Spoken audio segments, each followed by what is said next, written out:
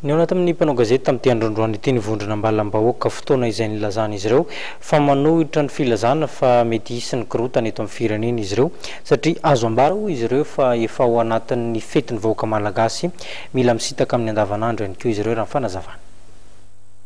Tsy ekena ny fitariana korotana eto amin'ny firenena hoy ny fikambanana ambalam-bahoaka izay fivondrona amin'ny fikambanana samihafa ary miela ao anatin'ny boriboritany eny eto an-drenivohitra sy ao anatin'ny distrikana Avaratrano sy Atsimondrano.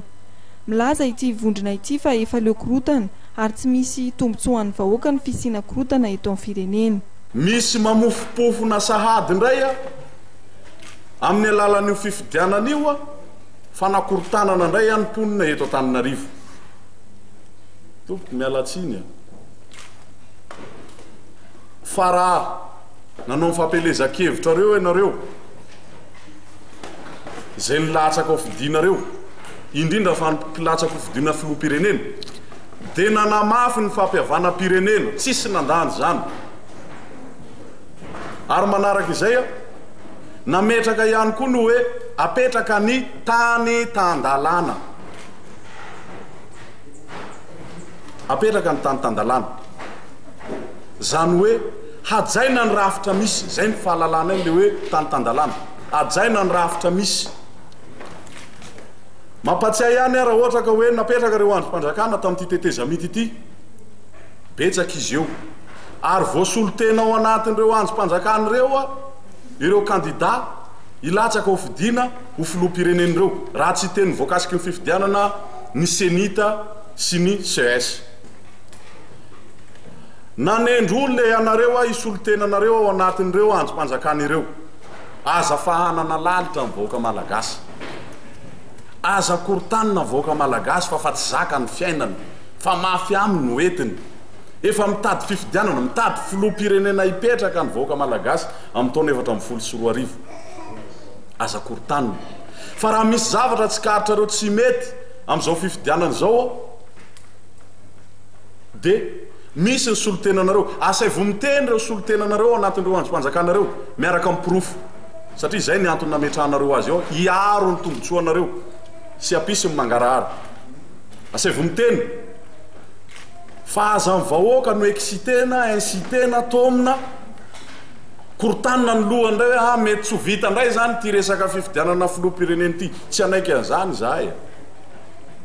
ampiasao reo zay le hoe état de droit misy rafitra eo napetraka zay niarahantsika niarahanareo reo nametraka hajao re le olona napetraka atsika ao meo hasiny ho anareo ankolafy asay vomiteny raha misy zavatra tsy karitrareo fa tsy mety inona ety ambalam-bahoaka tena tsy nety marina misy zavatra tsy mety ao fa raha izahay dia afa-po satria tsy afenina nanana kandida izahay ho solombavam-bahoaka maromaro misy ny nahazo vato misy ny tsy nahazo vato fa raha misy zavatra tsy karitra tsy mety tsy hitonan'ny olona anay zay na dia ataona hoe manana 19,000 olona mahery ara zay eto amin'ity Antananarivo ity anakorotana satria manino hitanay fa ao anatin'ny mangarahara aloha hatreto ny famoana ny voka-pifidianana fa raha alaim-panay anareo hamboly fanakorotanana eto Antananarivo dia mafisinay fanambaranay tamin'ny 14 raika amin'ny 14 12 fa ifampitazana eto isika fa ny olona tsy anaiky antsony zany oentinay korotana zany nisy ny 72 nisy ny 91 nisy ny 2002 nisy ny 2009 nitondra inona ary mitondra vahoaka malagasy ary mitondra ny olona ambalam-bahoaka indrindra mponina Antananarivo na akay zare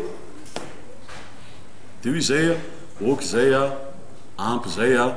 atrehana ny voka-pifidianana dia raha misy ho any zavatra tsy karitra fa tsy mety misy ny rafitra natao hitantana an'izay ny ambalam-bahoaka izay manohana ny kandida Hery Rajaonary Mampianana tamin'ny fifidianana filoham-pirenena ary ho azy ireo dia ilaina amin'ny fiarovana ny safidim-bahoaka ary izay navoaka ny fifidianana ny toto saina ny 20 Desambra lasa teo ny tokony ho hajaina.